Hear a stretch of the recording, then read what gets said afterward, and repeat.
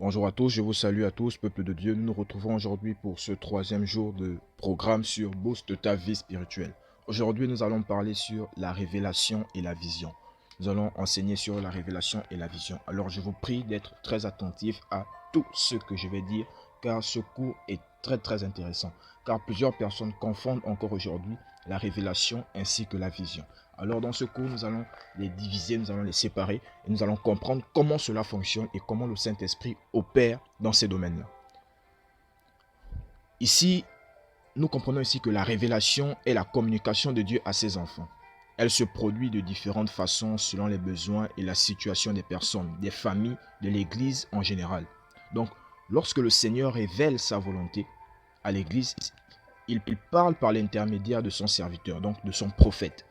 Par contre, dans le vocabulaire religieux, une vision est une appréhension immédiate ressentie comme indubitable, donc dont on ne peut douter, quelque chose qu'on ne peut douter. C'est une chose que l'on visualise de manière très précise. La révélation ici en latin c'est révélation et en grec apocalypsie. Et la vision en grec ici c'est orama. Orama et en latin c'est visio. Mais on comprend ici que la vision, c'est l'action de voir par l'esprit, de concevoir quelque chose. Mais la révélation, c'est l'action de laisser voir, de découvrir en partant de choses divines. Regardez, les auteurs de la Bible sont précisément à 40. Les apôtres qui ont rapporté les paroles de Jésus. Il y a Paul, Matthieu, Jean, Philippe, Jacques, Marc, etc. Il y a aussi des rois tels que David, le roi David, et Salomon, etc. Il y en a plusieurs, des prophètes tels que Élie et Moïse. Mais nous sommes ici pour parler de la vision et la révélation. Et je vais enseigner ce cours précisément en prenant l'exemple sur Paul, l'apôtre Paul. Ici, Paul a eu à recevoir précisément 4 visions nocturnes. 4 visions nocturnes. Précisément dans le livre des Actes des Apôtres. La première vision était celle d'un Macédonien à Troas. Nous lisons Actes des Apôtres chapitre 16, versets 9 à 10. Actes des Apôtres chapitre 16, versets 9 à 10. Il a dit, au verset 9, « Pendant la nuit, Paul eut une vision, un Macédonien lui apparut et lui fit cette prière. « Passe en Macédoine, secours-nous. » Verset 10, « Après cette vision de Paul, nous cherchâmes aussitôt à nous rendre en Macédoine, concluant que le Seigneur nous appelait à y annoncer la bonne nouvelle. » Donc, c'était celle des Macédoniens à Troas, cette première vision. Et nous voyons que la deuxième vision ici est celle du Seigneur à Corinthe, dans Actes des Apôtres chapitre 18, versets 9 à 10. La deuxième était celle du Seigneur à Corinthe, Actes des Apôtres chapitre 18, versets 9 à 10. Au verset 9 à 10, il est dit, « Le Seigneur dit à Paul en vision pendant la nuit, toujours pendant la nuit, ne crains point, mais parle et ne te tais point. » Verset 10, « Car je suis avec toi et personne ne mettra la main sur toi pour te faire du mal. Parle car j'ai un peuple nombreux dans cette ville. » Donc c'était pour fortifier Paul. Et la troisième vision était la vision encourageante du Seigneur à Jérusalem. La troisième vision était la vision encourageante du Seigneur à Jérusalem. Regardons cela dans le livre de Actes des Apôtres 23, à partir du verset 11. Actes des Apôtres chapitre 23, à partir du verset 11. La Bible dit, « La nuit suivante, le Seigneur apparut à Paul et dit, « Prends courage, car de même que tu as rendu témoignage de moi dans Jérusalem, il faut aussi que tu rendes témoignage de moi dans Rome. » Et pour finir, nous avons la quatrième vision, la vision céleste en mer. Une vision céleste reçue par Paul tout en étant en mer. Nous voyons cela dans Actes 27, Actes des Apôtres chapitre 27, versets 23 à 24.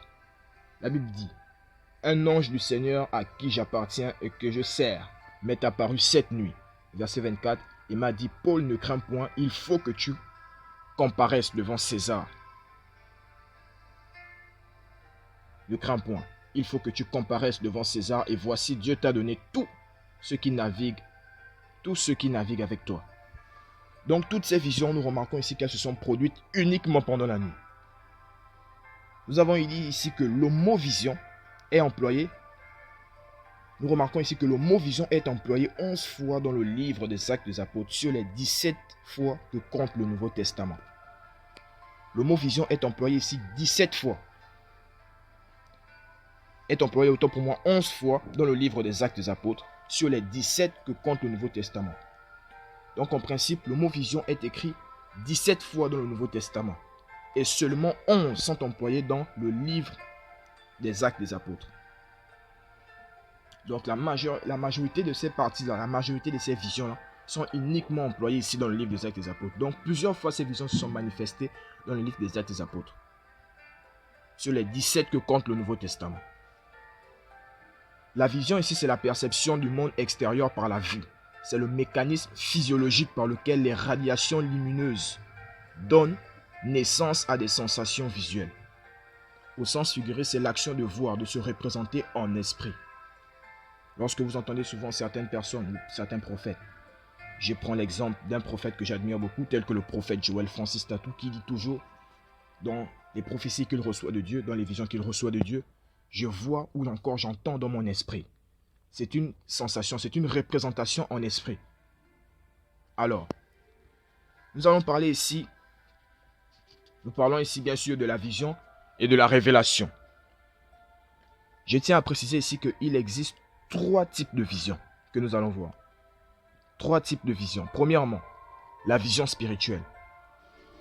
Il y a ce que le Seigneur appelait la vision spirituelle. On a une vision en esprit, autrement dit, on voit en esprit. Comme l'exemple que je vous ai pris tout à l'heure du prophète Joël. Nous allons lire dans le livre de Actes des Apôtres, chapitre 9, versets 3 à 8.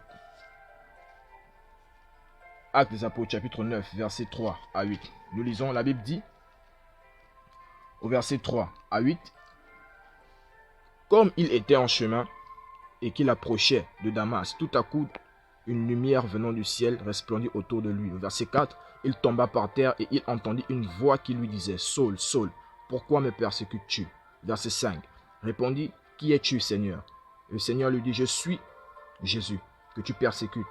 Il te serait dur de redjamber contre les aiguillons. » Verset 6, tremblant et saisi d'effroi, il dit, « Seigneur, que veux-tu que je fasse » Et le Seigneur lui dit, « Lève-toi et entre dans la ville et on te dira ce que tu dois faire. » Au verset 7, les hommes qui l'accompagnaient demeurèrent stupéfaits. Ils demeurèrent stupéfaits et ils entendaient bien la voix, mais ils ne voyaient personne. Verset 8, Saul se releva de terre et quoique ses yeux fussent ouverts, il ne voyait rien. On le prit par la main et on le conduisit à Damas. Donc, en faisant le récit de cette expérience, Paul précise qu'ils étaient aveugles. Paul précise très bien ici qu'il était aveugle, que ses yeux étaient dans l'incapacité de voir. Donc ce n'est donc pas avec ses yeux de la chair qu'il a vu que c'était le Seigneur qui lui parlait. Non. Il le vit dans une dimension spirituelle. Il a reconnu le Seigneur dans une autre dimension spirituelle. Ce ne sont pas avec ses yeux de la chair, vu qu'il était dans l'incapacité de voir. Dans le livre de Actes des Apôtres, chapitre 9, verset 11, la Bible dit même, « Et le Seigneur lui dit, lève-toi, va dans la rue qu'on appelle la droite. Et cherche dans la maison de Judas un nommé Saul de Tarse. » Au verset 12, « Car il prit et il a vu en vision un homme du nom d'Ananias qui entrait et qui lui imposait les mains afin qu'il recouvrât la vue. Ananias répondit, « Seigneur, j'ai compris de plusieurs personnes tout le mal que cet homme a fait à tes saints dans Jérusalem. » Mais lorsque nous comprenons cela, nous voyons que ici, Paul avait déjà vu en vision un homme qui entrait pour lui imposer les mains, pour qu'il recouvre la vue. Le verset 17 nous dit, Ananias sortit, et lorsqu'il fut arrivé dans la maison, il imposa les mains à Saul, en disant, « Saul, mon frère, le Seigneur Jésus, qui t'est apparu sur le chemin par lequel tu venais, m'a envoyé pour que tu recouvres la vue et que tu sois rempli du Saint-Esprit. » Donc Paul a vu Jésus avec les yeux de l'Esprit. Tel est le premier genre de vision au niveau le plus élémentaire. Nous voyons maintenant le deuxième type de vision, la vision en extase. Actes des Apôtres, chapitre 22, au verset 17 à 18. La vision en extase. Au verset 17 à 18, la Bible dit, « De retour à Jérusalem, comme je priais dans le temple, je fus ravi en extase. » Au verset 18, Et je vis le Seigneur qui me disait, hâte-toi et sors promptement de Jérusalem, parce qu'ils ne recevront pas ton témoignage sur moi. Paul dit qu'il fut ravi en extase. Quand on est ravi en extase, toute activité sensorielle est momentanément suspendue. On n'est plus conscient des réalités spirituelles que physiques. Regardez Actes des Apôtres chapitre 10, 10. Actes des Apôtres chapitre 10 au verset 10. La Bible dit, il eut faim, il voulut manger. Pendant qu'on lui préparait à manger, il tomba en extase. Ici c'est Pierre. Pierre tomba en extase et il vit le ciel ouvert. Si vous continuez la lecture, vous allez voir qu'il vit le ciel ouvert. Il voyait dans le domaine spirituel. Pierre et Paul, tous deux, furent ravis en extase. Et ils pénétrèrent, les deux, par leur expérience, dans le monde spirituel. C'est le second degré de vision. La pénétration dans le monde spirituel. C'est le second degré de vision. Pour terminer, nous allons voir le troisième type de vision, la vision ouverte. C'est le degré supérieur appelé vision ouverte. Donc, en ce sens que les organes des sens fonctionnent normalement, tous les organes fonctionnent normalement. On a les yeux ouverts et on est en pleine possession de ses moyens physiques et en même temps, on voit dans la dimension spirituelle. Actes des Apôtres, chapitre 21. La Bible dit, Actes des Apôtres 21, versets 8 à 11. Au verset 8, nous partîmes le lendemain et nous arrivâmes à Césarée, étant entrés dans la maison de Philippe, l'évangéliste, qui était l'un des 7. Nous logeâmes chez lui. Il avait 4 filles vierges qui prophétisaient. Au verset 10, comme nous étions là depuis plusieurs jours, un prophète nommé Agabus descendit de Judée. Au verset 11, il vint nous trouver et il prit la ceinture de Paul, se lia les pieds et les mains et dit, voici ce que déclare le Saint-Esprit. L'homme à qui appartient cette ceinture, les Juifs le lieront de la même manière à Jérusalem et le livreront entre les mains des païens. Donc, nous remarquons ici que c'est la vision qu'a eu à recevoir le prophète Agabus vis-à-vis de Paul. Ici, on parle de Philippe l'évangéliste. Il avait 4 filles vierges qui prophétisaient. Lorsqu'on comprend ceci par cette histoire, on voit que l'un des aspects du ministère de prophète est de parler au nom de Dieu, tel le prophète Agabus l'a fait ici. Ce dont permet d'aider les gens en leur préparant aux événements qui vont survenir dans le futur. Donc la vision ici, les révélations, toutes ces choses sont faites pour préparer les gens à tout ce qui sera fait dans le futur.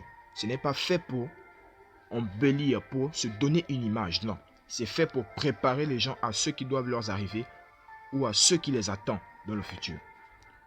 Donc sur ce, je bénis le Seigneur pour tous ceux et celles qui ont eu à suivre ce cours et je prie que cela vous fortifie davantage et vous remplisse. Que maintenant vous ne trouvez plus de confusion dans les révélations, dans les visions, mais que le Saint-Esprit se révèle de manière claire à vous au nom de Jésus. Amen. Shalom à tous.